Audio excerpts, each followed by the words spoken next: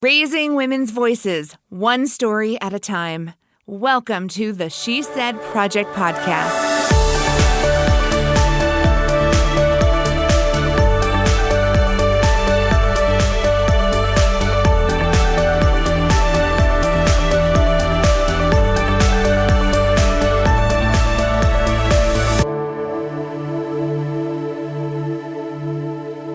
Welcome, She Said sisters, to another exciting episode of the She Said Project podcast. I am your host, Jenette Jerzik, National Director of this incredible movement, the She Said Project. And I wouldn't be sitting here, right now, if it weren't for this woman right here. Kerry Rasso, that's right. I'm talking about you because you are the co-founder of the She Said Project and all things She Said, which really culminate in a live performance. I mean, that's the crux. I'm going to use the word crux. I like it. I mean, raising women's voices, sharing stories. How do we do that? We produce live events called... That's what she said. That's what she said. And it started right here in your hometown, or your now hometown. My now hometown. Your now home of Champaign-Urbana. And in 2013, you and some friends, you had an idea. And it has blossomed and grown. Well, I tell you, when we had the idea, we showed up and pitched it, and they said yes, to our great surprise. And we literally walked out into the parking lot, and I had to say to the people who'd gone to bat for me, so I might have oversold myself. I have no theater experience. I'm not a graphic designer. I'm not, all these things, but they said yes. So now we have to figure out how to do this show. And we were thinking still singular. This show. And then the next thing you know, it just grew and grew, and people were calling and saying, I'm a graphic designer, I can help, I'm an attorney, I can help. And then all of that kept snowballing until this year we were in Bloomington, Illinois. That's right. We expanded outside of Champaign-Urbana. Everyone kept saying yes. And now we're in more communities and we're looking to expand even further. But in 2019, in September of 2019, we produced the very first show of Bloomington Normal. Let me tell you, they had no idea what to expect. They hadn't been part of the journey thus far. We found some really incredible people to be on that stage, one of whom is on the line with us today. I am so honored and excited and pleased to talk to my new very good friend, Lana Branch. Lana, are you joining us today on the She Said Project podcast? Are you excited? I am so excited to be here. Oh, Lana, it's so great to hear your voice. We are hoping that this podcast is shared with women far and wide, and we have to constantly tell people, what is the She Said Project and what are we all about? And then I have to constantly pinch myself that I get to be a part of this because it's all about sharing stories. And you jumped in, you were all in. You're like, I'm going to do this. I'm going to stand up on that stage and share a story. So first and foremost, thank you. Thank you for being part of this process. It's been an amazing journey. I'm the one who should be thanking you guys because you gave us a voice and you gave people who needed to hear it an opportunity. And we don't do that enough. So, Kerry, thank you for coming up with this idea. And Jenette, thank you for continuing to push it forward. Narrow it down for us. What did you share that night on stage and why? I shared what it was like being a mom. Yeah. I became a mom later on in life, and I became a mom I opened up my heart and my home to kids that are already here, which saved my body from childbirth. Already baked and out of the oven. Awesome. Smart. Yes. And they're sharing that story. Hopefully, both foster parents and foster children who are adults now know what it's like to experience a love that came outside of biology. Because the love that I received from my parents, it's amazing. They both turned 90 and 96 within the last month or two. And the love doesn't stop. And being able to share that love with others who need it is such a blessing. It's amazing. And so, Lana, while you did share your journey of being a new mother, you really did it in a way that paid homage to your upbringing and to your parents, and you really honored the love that you were raised with. And that's what was actually one of the most incredible parts of your story. And you did it with such humor. You brought down the house with these funny stories. I mean, that every mom can relate to. We could talk about them, or we could just go to the tape. So let's take a moment and listen to Lana's performance from the first show in Bloomington Normal. That was 2019 at the Castle Theater. It was such a great night. But let's all take a moment and hear it for the first time all over again. Lana Branch with #SorryMomAndDad. Fart, poop, duty. Goody goody hairball, Kertugan. I have no idea what that means. All I know is that when my sons initiate that mantra, I'm required to join in and say my part. My sons. Sometimes it hits me out of nowhere that I'm a mom. After repeated failed IVFs, a successful one that ended in a miscarriage, the universe finally said that it was my time. And on February 11th of 2015, a 3.5-year-old and a 20-month-old joined our family.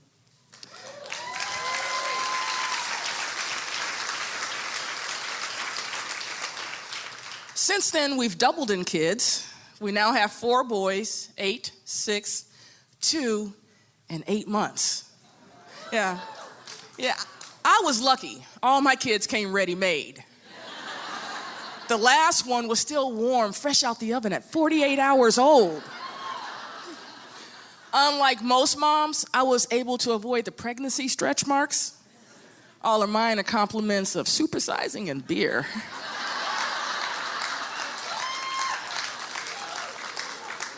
I was also able to avoid having to do the cross-leg thing when you sneeze and cough.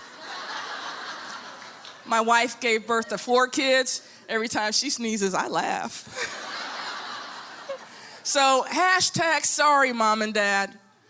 On behalf of all 7 of your kids, Mom, sorry that we wreaked havoc on your body. I knew that being a parent was a combination of love, patience, kindness, and selflessness, because that's what I experienced growing up with my parents. What I didn't realize was the other side of parenting, which means being broke all the time, giving up the last bite of your favorite food, and penises. Okay, see, now I'm an old school lesbian, and according to our handbook, I was not supposed to see the number of penises I've seen in the last 4 years.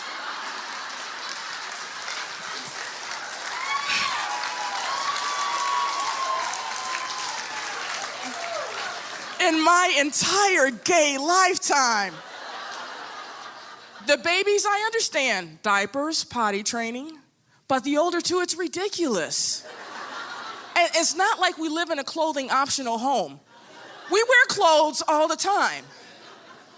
But the first time I said, boys, stop running around this house naked and go put some clothes on, I looked behind me because that was my mom coming out of my mouth.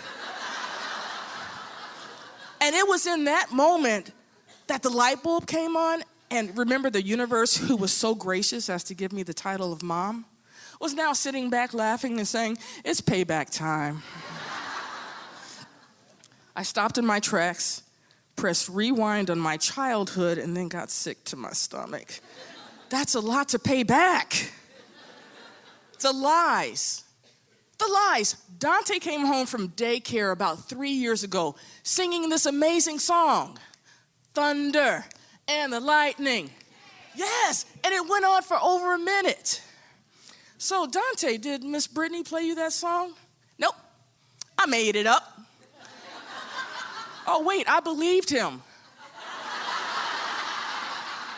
For over a week. Until I heard the song playing on the radio. My first thought was, how dare Imagine Dragons steal my boys' music and lyrics? The second thought that quickly followed was, my son lied to me. It hurt my feelings a little bit because I want to have that relationship with my children where they can come tell me anything. Well, it wasn't the first lie, and I'm sure it's not going to be the last lie. Thankfully, they don't do it all the time. It's only when they open their mouths and say anything. And I truly believe that they believe some of the stuff that they say. So to them, it's not lying. I will come with proof to say, aha, because it's important to win every argument with a kid in my world. even with proof, they'll still look me in the eye and, universe, payback. Hashtag sorry, Mom and Dad. Mom, when you asked if I put regular dish soap in the dishwasher, I lied to you. Standing in the middle of the kitchen floor, surrounded by bubbles coming out of the machine, I looked you in the eye and straight up lied. I thought it would get him cleaner. But that was no excuse to not tell the truth. I wish I could go back and clean the floor before you got home, because you never would have known the difference. And I would have learned my lesson. The good news is I have found a way to even out my kids' lies. I just lie to them. Can we go out to eat? Yeah, I ain't got that kind of money tonight. Can I have a sleepover? Yeah, let me think about it. Can we have dessert? Oh, it's too late to eat something that heavy. All the while knowing I got a secret stash in my wallet, and I'm not trying to collect other people's kids, and I have all the wrappers from all the candies in my nightstand drawer. Hey, parents can lie. Parents have the right to tell their kids anything. Apparently, my parents lied to me growing up, so we're even. As a parent, it is important, though, to try and curb bad behavior. So when I catch the boys in a lie or sitting on each other farting, I tend to get like Dad and let them know in a very loud voice, through clenched teeth, that their behavior is unacceptable. So I walked into the playroom the other day and noticed a broken window, the second one that week. I opened my mouth to summon my boys. The problem is I didn't call my boys. I called all three of my brothers. I called some cousins and a few uncles. Man, I was so livid. I used the name Willis Roberts. Willis Roberts is my great-great-grandfather that came from Madagascar as an interpreter in 1850. Ooh, hashtag sorry, Mom and Dad. Every time I got upset that you forgot my name, to a kid, when you don't remember them, they may feel invisible. I realize now that's not the case. It's just a lot of names and a lot of faces. So I worked in the candy factory here in town for over 20 years. So I know a thing or two about chocolate. The first is all flavors of chocolate are delicious.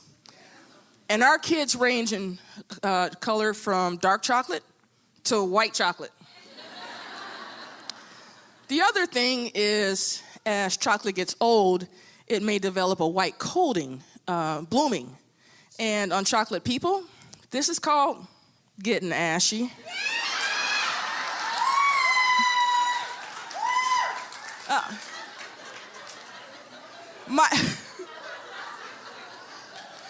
My wife and the baby, they're Casper the Ghost White, so she don't really understand.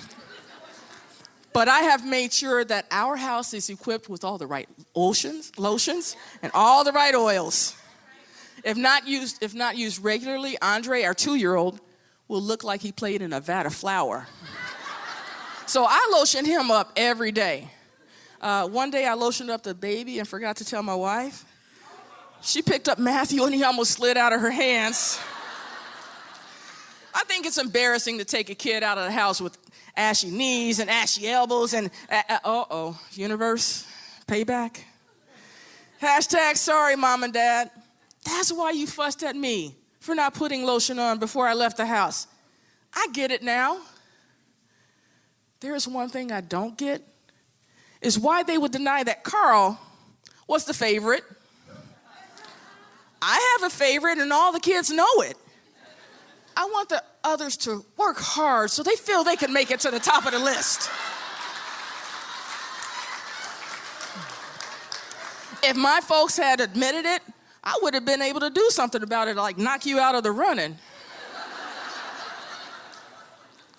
Well, with siblings, there's sibling rivalry, fights, arguments, and Everything is a competition.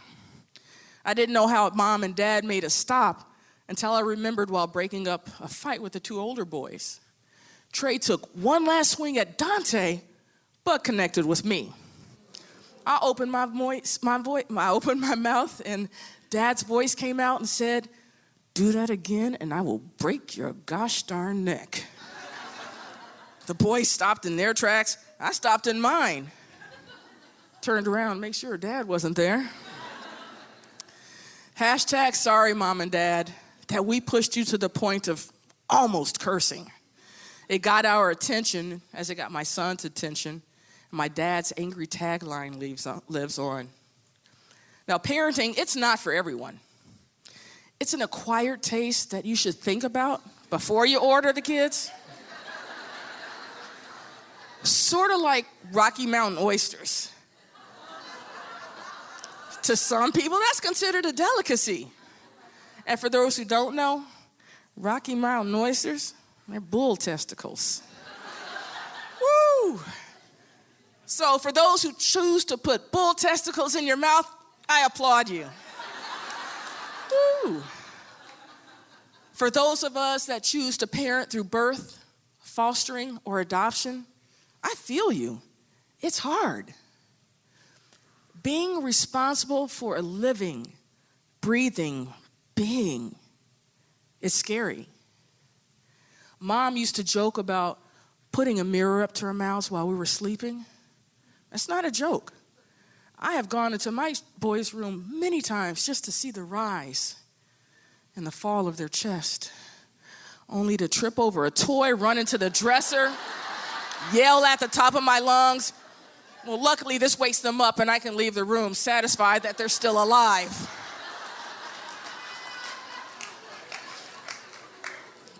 Hashtag sorry, Mom and Dad, that I kept my room a mess. Hashtag sorry, Mom and Dad, that I played with the box the toy came in more than the toy itself. Hashtag sorry, Mom and Dad, for being so extra when your friends came over, making it seem like I had no home training. Hashtag sorry, Mom and Dad, that I ever doubted that there was enough love to go around. We all grow up and we grow out of kid habits and we embrace adult habits, some good, some bad. When we look to those important to us as role models, at almost 90 and 96, my parents are still who I turn to.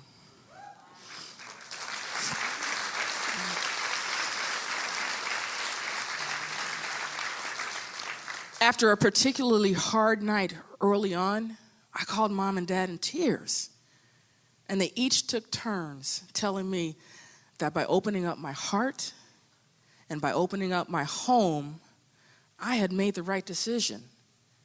They had faith in me and they wanted me to have faith in myself. I look at my siblings who are all parents and I see them sharing the same branch love we all grew up with. Hashtag sorry, Mom and Dad, that I ever said that I hated you. I didn't realize that even though it was a lie, it still hurt like hell. And my boys are growing up too fast. While I can still get away with hugs and kisses at home, there's less hand-holding in public. And there is something about having your child's hand in your own, that skin-to-skin contact, just holding on, protecting them. Hashtag sorry, Mom and Dad, that I let go. Seemingly embarrassed to be holding your hand as a teenager. I make up for it now, though. I hold their hands everywhere we go. Mostly to stop them from falling because they're 90 and 96.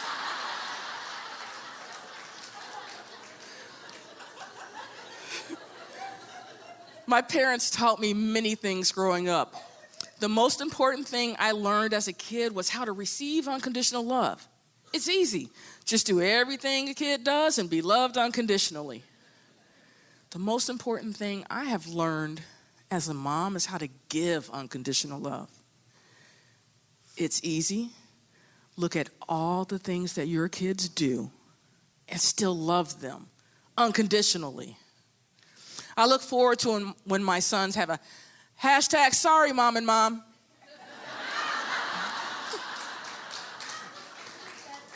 I will laugh with them the same way my folks laugh when I share stories about my sons. My sons. Man, sometimes it hits me out of nowhere that I'm a mom.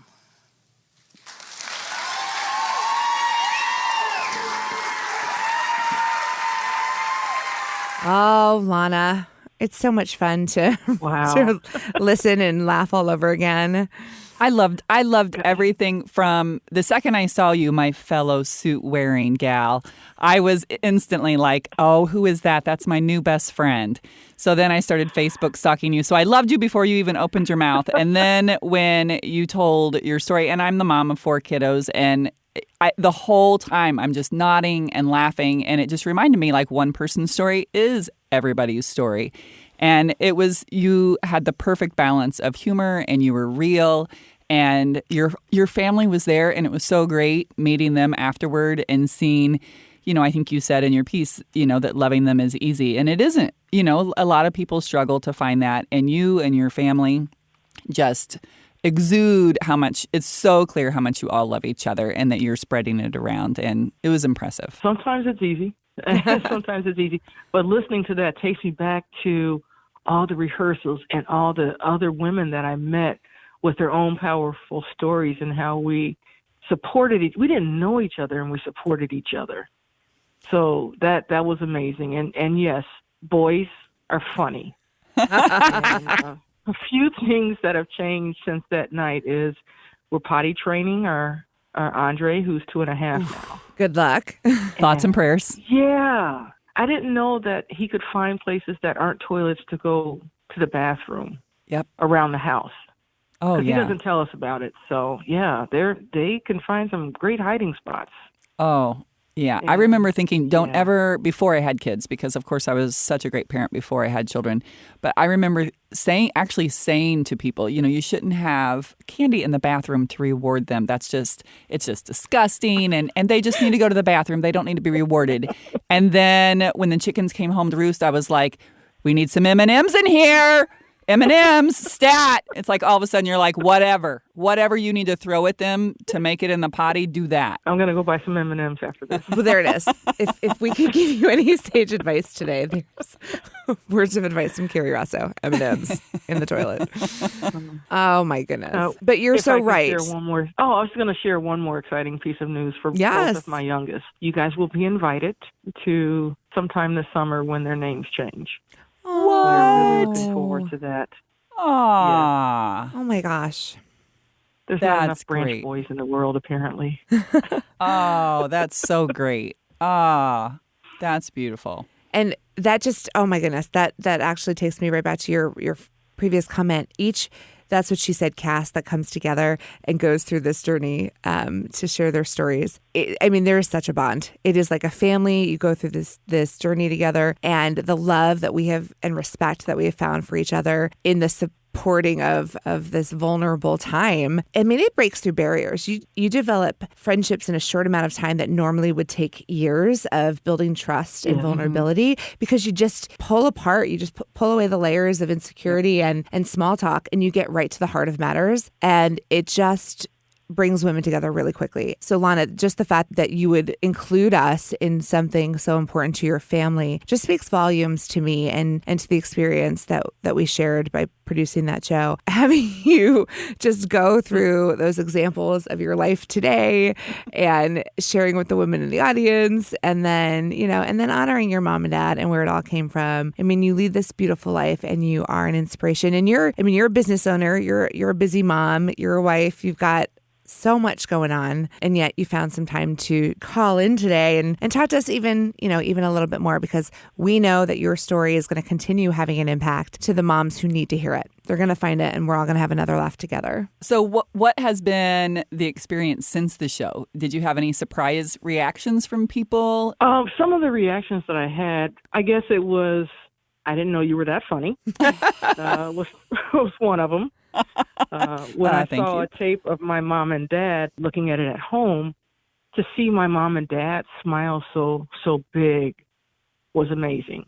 because they're responsible for it. It was a Their tribute to parents them. are responsible. Something else that has changed is I made fun of my wife who, when she sneezed, sometimes she would piddle. I turned 52 a couple of weeks ago, and apparently it's not always about giving birth. It's about getting older too. Oh, no. See, you jinxed More it. true confessions. Yeah, that's what you get for making fun of people. Yep. Next thing you know, you're pissing yourself. Sorry. It happes. It happens. Gets the best of us. Yeah, so we're kegling in our house now. But the biggest thing was that came out of it is the sisterhood with the women I share the stage with. Yep. We've gone out to lunch. We've supported each other in our personal endeavors. We plan on being down there for the next She Said in Champaign-Urbana, and we're going to do dinner beforehand. So that sisterhood is one of the biggest things that I got out of it. And looking up and seeing, Bloomington's an hour from where we are, and looking up at the teens thing and seeing you there, that was, for me, that was pretty powerful. You were there, you didn't know the girls in the show, and you just came to show support. It was pretty awesome. They were amazing, and I want to support She Said in every adventure you guys have. I want to be there. Especially the ones that you have in Puerto Rico, because I need a tan. Oh, well, that's up. my next one. I mean, I think we all need to go on a business trip to Puerto Rico, I think. It's for work. I'm good with that. But Lana, you are just echoing everything that's in my heart. The vision for this is so big to take That's What She Said to more communities and launch That's What Teens Say in more communities, because you've clearly shown that women need this. Women need a platform to share their stories and find each other with all this beautiful heart that we have to give. So thank you for joining us today. Again, you made magic happen in Bloomington last September. And by joining us today, you're going to help your legacy and our legacy and live on and share with more women. So I thank you from the bottom of my heart. Thank you for having me then. Thank you for having me then, and thank you for having me today. I truly appreciated that. Thank you, Lana. Lana, you've expressed... Thank Kerry for starting it. She's great. Thank you. Thank you great. for not taking out a restraining order, because I like everything of yours on Facebook. This is like a little It's not love too fest late, going though. on. No. Super, super love fest. But that's that speaks volumes to what we're trying to accomplish here. And so I need to thank, everyone who has stepped up in any way to make our show successful and now to make our podcast successful. So thank you for joining us. Tune in each week where we share another story from the She Said Vault here on the She Said Project podcast.